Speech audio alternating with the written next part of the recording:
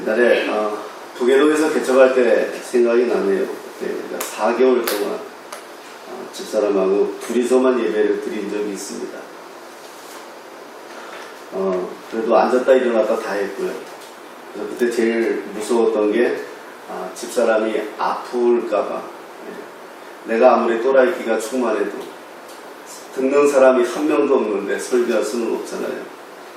그때 4개월 동안 그런 시간을 가졌던 것이 기억이 납니다. 그래도 오늘 우리 반주장님, 또 본사님, 우리 정훈이, 또 예배위원으로 참석해서 함께 예배하니 또 감사하고, 또 온라인으로 또 우리 함께 예배하는 식구들이 있다는 것에 감사하고, 오늘 아침에 기도하면서 그런 생각을 했습니다. 목사로서 내가 지체로서 기도해야 될 사람들이 있다는 것이 얼마나 큰 복이고 목사가 가지는 최고의 행복이다, 이런 생각을 했습니다. 비록 온라인으로 통해서 예배하지만 이곳에 있다라는 생각을 가지고 마음속에 상상하면서 여러분들을 축복하면서 말씀을 나누도록 하겠습니다.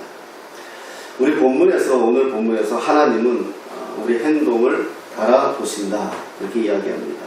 달아보신다. 이 말씀은 삶의 행동을 어떤 기준을 통해서 심판하시겠다는 의지가 들어가 있는 말씀이죠. 자, 그렇다면 하나님께서 말씀하시는 우리들의 행동은 뭘까?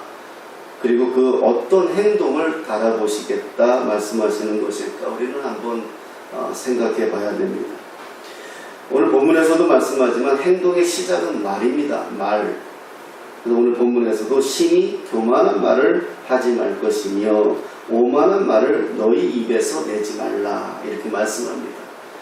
우리 행동 중에서 가장 쉽게 표현되는 것이 뭐냐? 말이라는 겁니다. 말이 행동을 낳고 행동이 습관을 낳고 습관이 운명을 만든다, 뭐 이런 말이 있습니다. 그 정도로 말의 영향력은 큽니다. 그래서 말을 저는 이렇게 표현합니다. 말, 즉 마음의 알맹이, 마음의 알갱이, 이게 말이다, 이렇게 저는 표현을 합니다.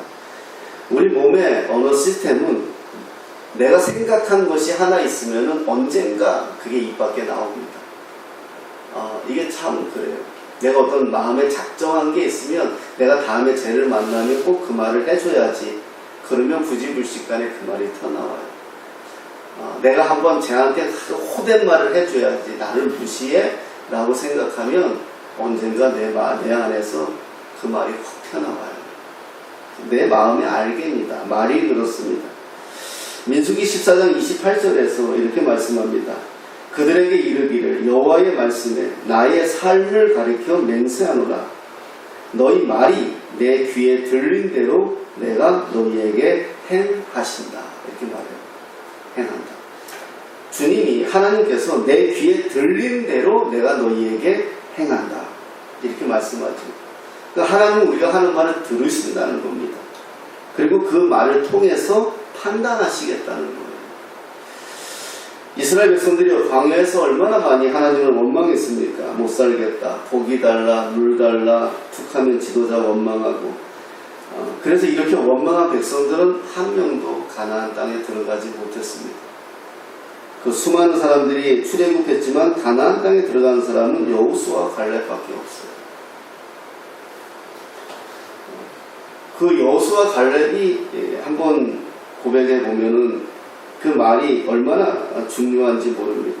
여호수아 갈렙이 모두가 가나안에 정탐꾼 갔다 왔을 때 모두가 다 돌아가자고 할 때에 그들은 그렇게 말하지 않았죠. 우리들의 밥이다. 그들은 하나님을 보았죠.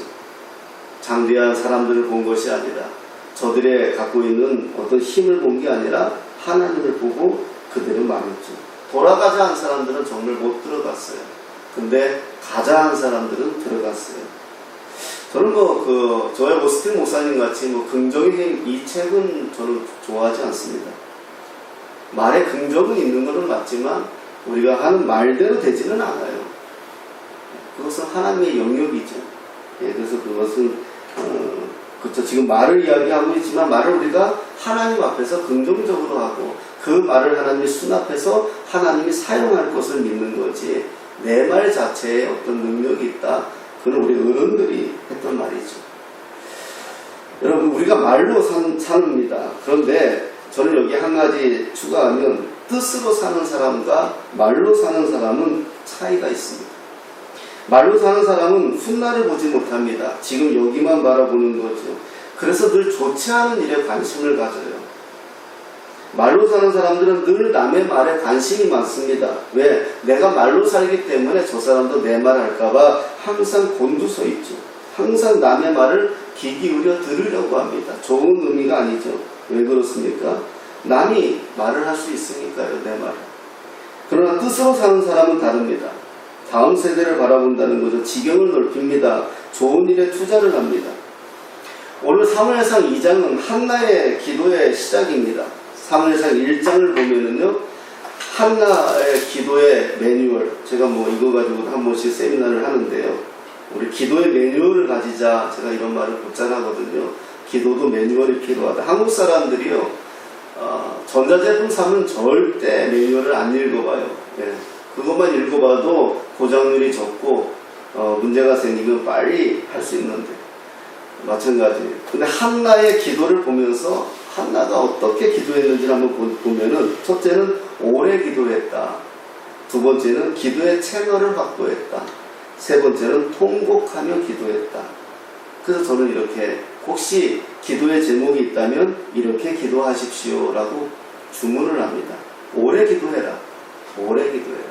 뭐 기도의 양이 오래돼서 이 말은 뭐냐 하면 응답될 때까지 기도해라, 이런 의미겠죠. 또 기도의 채널을 확보해라, 이 말은 뭐냐, 한나는 꼭 성전에 가서 기도했어요. 물론 지금도 뭐 교회 와서 기도해라 이런 의미는 아닙니다. 그러나 내가 어떤 그 장소, 야만이 하나님과 소통할 수 있는 곳, 가정에도 조그만 곳을 하나 마련해 놓던지 침대 옆에 어떤 자리를 마련하든지 해서 어떤 채널을 확보해서 내가 기도하는 장소가 있다는 것. 뭐 그것이 어려우면 차에 가서 혼자 기도해도 되고. 그리고 통곡하며 기도했다. 이것은 하나님 앞에 응답해달라고 하는 사인이죠. 하나님 이거 정말 안 됩니다 라는 거겠죠.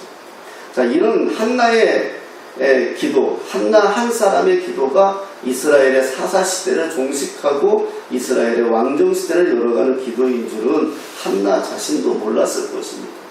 이것이 하나님의 능력입니다. 자, 사람들이, 말하는 사람들의 관심은 어떻습니까? 누가 교회 와서 통곡하고 기도하면 어떤 생각하죠? 와, 저 집에 무슨 일이 있나? 그리고 말하기 좋아하는 사람들은 이제 난리가 납니다. 저 집에 무슨 일이 있나? 남편과 싸웠나? 저 집에 자식이 없대. 저 집에 누가 잘렸대. 뭐 어이할까? 위로하는 것 같지만 사실은 립서비스죠. 그러나 하나님은 어떻게 합니까? 하나님은 한나의 눈물을, 한나의 기도를, 한나의 대성통곡을 받아주십니다. 듣고 계십니다. 그래서 한나의 기도가 되게 하시고, 한나의 삶을 변화시켜 주시고, 생각을 바꾸게 하시고, 한나의 기도를 통해서 이스라엘의 역사를 바꿔가는 것을 우리가 볼 수 있다는 것입니다. 하나님은 우리를 달아보신다. 행동을 달아보신다. 그럴 때 그 행동 안에 보이지 않는 게 있는데 그게 무엇입니까? 믿음입니다. 하나님은 우리의 믿음을 달아본다는 겁니다. 결국 행동을 달아보시겠다는 것은 삶의 태도를 본다는 것보다 삶에 영향력을 끼치는 너의 믿음을 바라보겠다는 것입니다. 주님을 바라볼 때 히브리서에 뭐라고 말씀하십니까? 상 주심을 믿는 것, 이게 믿음이다, 이렇게 말합니다. 히브리서 11장을 보면은요, 믿음에 승리한 인물들이 나옵니다. 믿음의 모델, 믿음의 샘플, 믿음의 사람들이 나옵니다. 이 사람들이 전부 하나님을 고백하는데 11장을 보면은요, 누가 어떻고 나오는데 전부 어땠느냐? 하나님을 기쁘시게 했다는 겁니다. 이들의 삶이 하나님께 다른 방법이 있었던 게 아니라 어떤 노하우가 있었던 것이 아니라 삶에서 하나님을 기쁘시게 했다는 겁니다. 그래서 결국 뭐다? 하나님을 기쁘시게 하는 것이 하나님의 기쁨입니다. 노아는 어떠했습니까? 보지 못하는 증거를 위해서 방주를 120년 동안이나 만들겠다고 길을 쓰고 덤벼들었습니다. 세상 사람들이 뭐라 했겠습니까? 정신없는 사람이라 했을 것이고, 또라이 취급받는 그런 상태까지 가지 않았겠습니까? 그러나 노아는 신경 쓰지 않았죠. 왜 그렇습니까? 상 주시는 분이 하나님이심을 믿었기 때문입니다. 노아는 고독했을 겁니다. 아무도 알아주지 않았을 것입니다. 그럼에도 불구하고 산꼭대기에 올라가서 배 만들겠다고 껍죽거리는데 누가 좋아합니까? 얼마나 마음에 힘이 들고 고독했을까? 한번 생각해 봤습니다. 제가 한 번씩 우스갯소리를 하지만 눈물 젖은 빵을 먹어봐야 인생을 알듯이 하나님 앞에서 외면도 당해봐야 인생을 압니다. 하나님 외면하실 때 있어요. 정말 그러실 때 있어요. 하나님 무조건 우리 그렇게 꽁꽁 끌어안고 살지 않아요.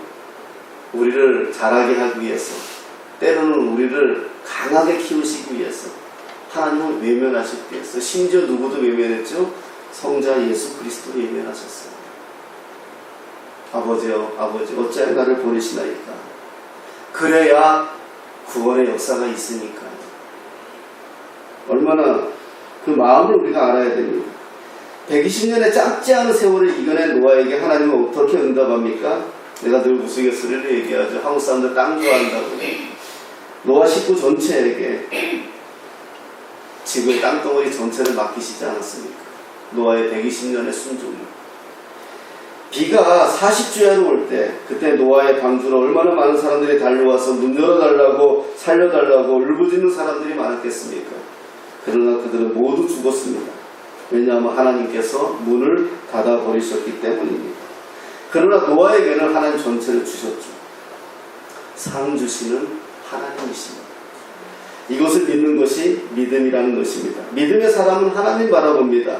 우리가 긍정의 말, 소망의 말, 은혜 충만의 말을 하면 하나님은 그 말을 사용하십니다. 그러나 교만의 말, 오만의 말, 이런 말을 하면 하나님은 우리 삶을 그냥 그대로 내버려 두십니다. 제일 무서운 게 하나님이 내버려 두는 거예요. 고등어 한 덩어리 길바닥에 던져놓으면요 금방 구더기 썰어요. 인간이 그래요. 인간이 하나님이 그냥 내버려 두면은요 그냥 죄 져요. 누구를 막론하고 붙잡고 계시니까. 내가 너무 고난 가운데 있더라도 내가 지금 주님 안에 살고 있다는 것은 뭘 증명할 수 있다? 주님이 나를 붙잡고 있는 거예요. 내버려 두면 썩습니다. 망합니다. 예수 믿는 사람은 마찬가지입니다. 하나님은 우리의 행동을 믿음의 저울로 달아보시기 때문에 오늘 그렇게 말씀하고 있습니다. 사람들은 결과를 보지요. 그러나 하나님은 중심을 보십니다. 제가 늘 주일학교 교사들한테 늘 주문했던 게 뭐냐 하면 두냐 비냐 존재냐 아니면은 어떤 행동이냐. 그래서 우리는 자꾸 뭘 해야지만 된다고 생각해요. 그래서 교사들도 뭔가 아이들한테 해야 된다고만 생각을 해요. 간식도 사줘야 되고 뭘 해줘야 되고. 그런데 늘 제가 주문했던 게 B, 당신의 존재, 당신의 가치. 당신이 기도드리는 모습을 통해서 아이들은 기도를 배우고, 당신이 예배드리는 모습을 통해서 아이들이 예배를 배우고, 당신이 하나님을 사랑하는 모습을 통해서 주님의 사랑을 아이들이 배웁니다. 처음에 뭐 하려고 하지 마십시오. 그냥 아이들 앞에서 예배만 잘 드리시고, 예배에 늦지 말고 예배 잘 드리고 예배에 목숨 걸고 기도하고 정말 아이들 사랑하는 따뜻한 눈 한번, 아이들 오면 끌어안아주고 아이들 갈 때 축복해주고, 주중에 하지 말고 교회 토요일날 저녁에 교회 오니 안 오니 하지 말고 주중에 한 번씩 사랑의 카톡이라도 날려주고. 그럼 아이들은 사랑을 먹고 자랍니다. 우린 존재입니다.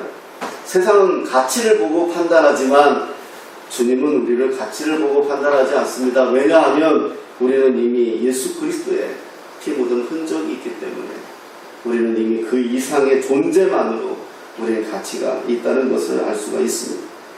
오늘 우리는 깊이 생각해 보아야 합니다. 하나님 앞에 내어놓을 수 있는 어떤 믿음이 우리에게 있습니까?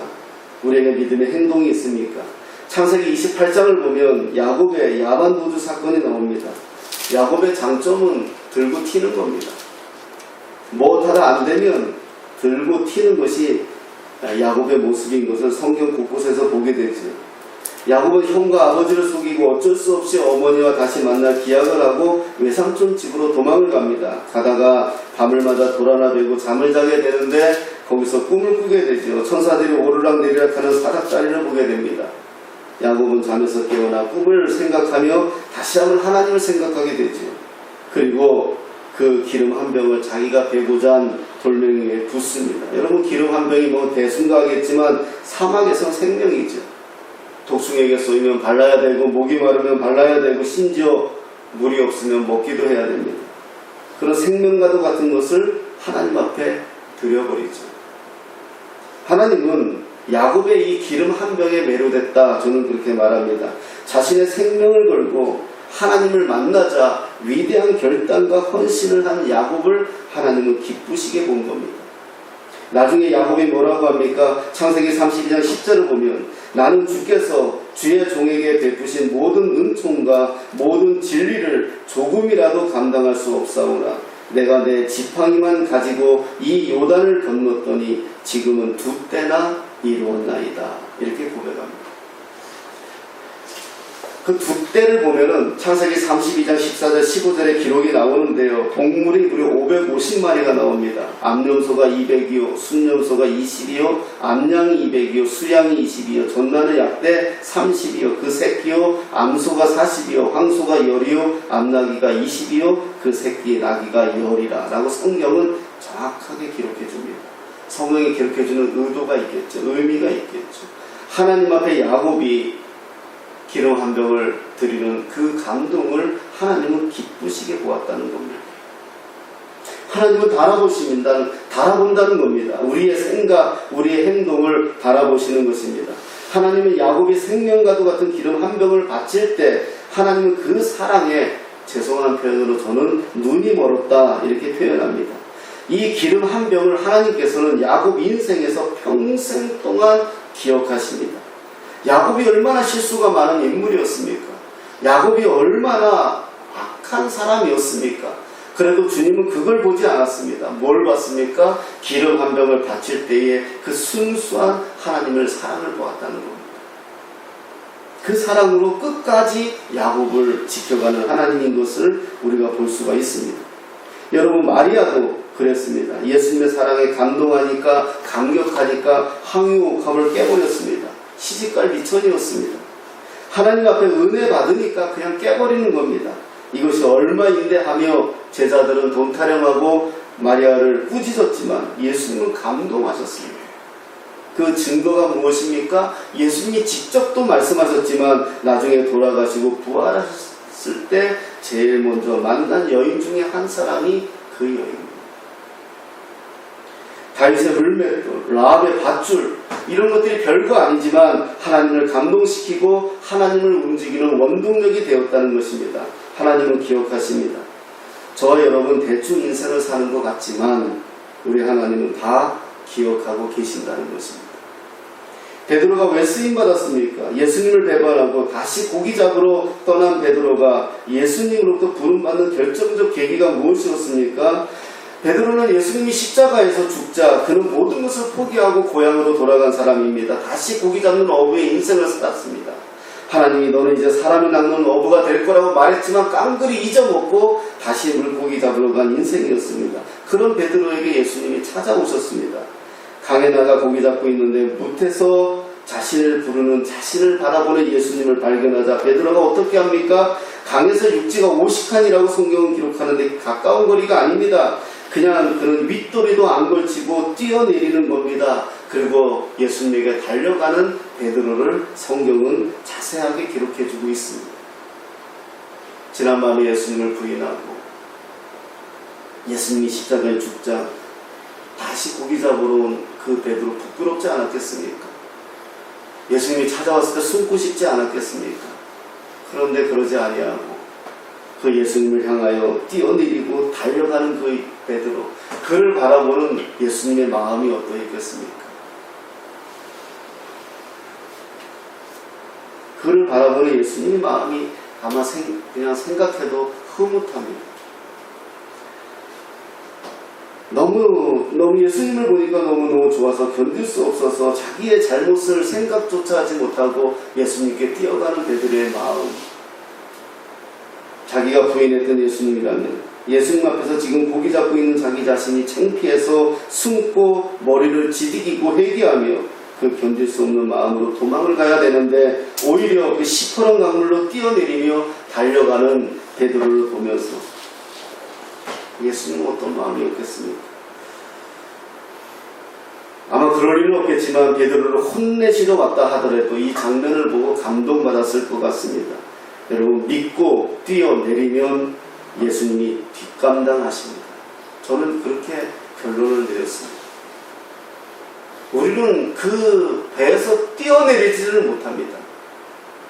예수님이 앞에 계시는 걸 알면서도 그 강물이 두렵고 그 배가 두렵고 뛰어내리지 못합니다.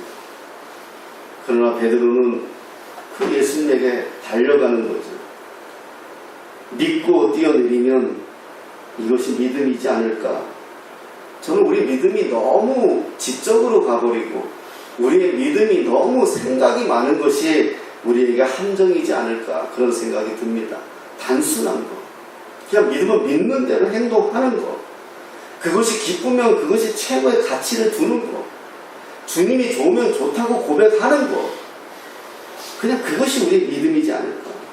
그때 예수님이 뭐라 하겠습니까? 너밖에 없다. 맨발로 달려오는 놈은 너밖에 없다. 너는 내 것이다. 내 제자다. 내 사람이다. 하나님은 우리의 행동을 보십니다. 단 한 번에 하나님을 감동시키는 행동이 그 행동으로 말미암아 하나님 우리를 평생 기억하고 있지 않을까. 저와 여러분이 평생 한결같은 마음으로 살 수는 없습니다. 때로는 실패합니다. 그러나 한순간만이라도 믿음으로 살려 하면 주님은 그것을 보신다는 것입니다. 야곱이 야반도주하고 사기치고 속이고 별짓을 다 했어도 하나님이 야곱을 기억하는 것은 오직 하나, 하나님 만나고 감동하여 과감하게 도리의 생명과도 같은 기름을 붓는 그 장면을 하나님은 기억하고 계시는 겁니다. 베드로가 예수님을 배반하고 모른다고 부인하고 도망갔지만 그럼에도 불구하고 다시 예수님을 발견하고 강에서 예수님을 향해 눈물 흘리며 달려오는 그 베드로를 예수님은 기억하신다는 겁니다. 추억은 한 장면입니다. 우리가 좋은 추억을 가지는 것은 많은 기억이 아닙니다. 그냥 한 장면입니다. 그러나 그 장면을 잊을 수가 없는 것입니다. 왜 그렇습니까? 감동이기 때문에 그렇습니다. 그래서 우리는 믿음에 감동이 있어야 합니다. 하나님 생각하면 뭔가 우리 마음에 감동이 와야 됩니다. 하나님 생각하면 우리 마음에 감동이 와서 뭔가 마음이 아리고 싱숭생숭하고 내 마음이 짠하고 울컥하고 뭔가 내 마음에 하나님으로 가득해야 됩니다. 신앙은 가슴속 깊이 끓어오르는 그 무엇인가가 있어야 한다는 것입니다. 타는 목마름이 있어야 된다는 것입니다. 성령 충만에 대한 갈증이 있어야 한다는 것입니다. 지금 무엇인가 잘 안 되어도 나를 바라보시고 나를 끝까지 살피시는 신실한 하나님을 의지하시기 바랍니다. 이제 이런 나를 바라보셔도 될 만한 믿음으로 살아가시는 저와 여러분 되시기를 예수님의 이름으로 축복합니다. 여러분, 오늘 말 하나가 얼마나 다른 인상을 만드는지 모릅니다. 오늘 주님이 우리에게 그냥 단순하게 말씀하지 않았습니까? 신이 교만한 말을 다시 하지 말라. 오만한 말을 너 입에서도 내지 말라. 여호와는 지식의 하나님이시니 행동을 달아보시느니라. 이렇게 말씀하시죠. 우리 하나만 마지막으로 찾아보겠습니다. 3장 19절 말씀입니다. 여러분, 저와 여러분들이 이러한 삶이 되시기를 예수님의 이름으로 축복합니다. 여러분, 19절 말씀, 정말 이 말씀은요, 여러분들 꼭 기억하시고 성경에도 밑줄 쫙 드시고 한번 기도할 때마다 생각했으면 좋겠습니다. 읽겠습니다. 시작. 사무엘이 자라매 여호와께서 그와 함께 계셔서 그의 말이 하나도 땅에 떨어지지 않게 하시니. 아멘. 너무 멋진 말씀 아닙니까? 한나의 기도가 사무엘을 허락했고 한나의 믿음의 삶이 사무엘이 이렇게 자라게 한 겁니다. 그 어린 자식 하나님 앞에 바치고 그렇게 생떼같이 어렵게 낳은 자식 하나님께 드리고 한나는 자기에게 아이를 태어 생산하게 한 것만으로도 감사하며 그 아이를 하나님께 바쳤습니다. 하나님 거기에 대해 응답을 어떻게 하십니까? 사무엘이 자라면 여호와께서 그와 함께 계셔서 여러분 늘 하나님과 함께 계시는 인생 되시기를 예수님의 이름으로 축복합니다. 여러분 함께 계셔요. 물론 함께 계십니다. 언제든지 함께 계십니다. 그러나 하나님이 때로는 멀리 계실 때도 있다는 것을 우리가 고백할 수가 있습니다. 시간은 많이 갔지만 한 번만 더 잠깐 보고 창세기 16장 여기 그대로 새기하시고요. 창세기 16장 16절 말씀 제가 늘 한 번씩 보는 말씀입니다. 창세기 16장 16절입니다. 19페이지입니다. 읽겠습니다. 16장 16절 시작. 하갈이 아브라함에게 이스마엘을 낳았을 때 아브라함이 86세였더라. 지금은 성경이 이렇게 16장, 17장 나눴지만 원래 없는 겁니다. 우리가 편의상 나눴죠. 17장 1절을 보십시오. 읽겠습니다. 시작. 아브라함이 99세 때에 여호와께서 아브라함에게 나타나서 여기까지. 자, 16장, 16절, 17장 1절 한 절 차이인데 86세였더라. 아브라함이 99세 때에 여호와께서 아브라함에게 나타나서 13년이 사라졌어요. 여러분 우리가 착각하면 안 돼요. 우리가 예배드리면 다 하나님 예배 받는다? 아닙니다. 아브라함도 동일하게 13년 동안 예배했을 겁니다. 제사 지냈을 겁니다. 그런데 어떡하죠? 86세에서 99세 때까지 아브라함에게 나타나지 않았어요. 왜요? 하나님의 방법대로 하지 않고 이스마엘을 얻었기 때문에 하나님은 그에 대한 징계로 그를 바라보지 않았어요. 아브라함도 이랬다면 우리도 이러지 않을까요? 오늘 우리가 예배하지만 냉정하게 우리의 예배 주님 다 받으실까요? 그러면은 요한복음에서 하나님이 예배하는 자를 찾으시겠다라는 말씀이 없어야죠. 예배하는 자를 찾겠다라는 말은 무엇입니까? 예배는 드리지만 그 예배를 다 받지는 않고 받는 자를 받겠다는 겁니다. 두려운 말씀입니다. 여러분 하나님이 여호와께서 그와 함께 계셔서 이게 축복이라는 거예요. 이게 얼마나 귀한 말씀이라는 거예요. 여러분 우리의 자녀들을 위해서도 이렇게 기도해 주셔야 돼요. 하나님 항상 우리 자녀에게 떨어지지 마시고 우리 아이를 눈동자같이 바라봐 주시고 끝까지 붙들어 주시고 그가 생을 다할 때까지 아버지 그와 함께 계셔 달라고 기도해야 됩니다. 그리고 뭐죠? 그의 말이 하나도 땅에 떨어지지 않는 권세. 목사로서 저는 늘 기도하는 제목 중에 하나가 이거예요. 목사로서의 가장 축복은 뭡니까? 기도한 대로 되어지는 역사가 나타난다면 그것만큼 신나고 기쁘고 즐거운 일이 어디 있습니까? 하나님은 사무엘에게 그걸 허락했다는 겁니다. 사무엘이 무슨 말을 해도 하나도 땅에 떨어지지 않게 하겠다 이 말은 무엇입니까? 다 상달하게 다 받으시겠다는 거 아니겠습니까? 이게 한나의 기도예요. 한나의 삶의 기도고 한나의 응답이에요. 사무엘이 누구로 인해서? 한나의 기도로 인해서 허락받았고요.